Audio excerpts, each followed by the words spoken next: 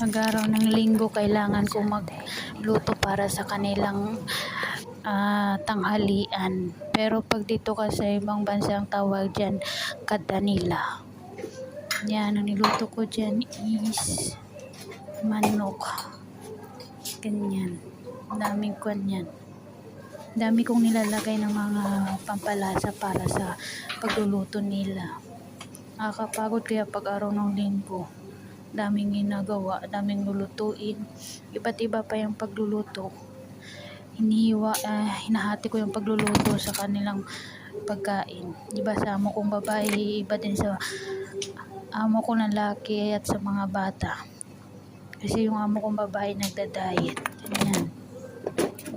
Yan lang naman ang pagkatapos kong magluto, hugasan yung mga pinaglutuan. Tapos pagdating nila ng alas 2,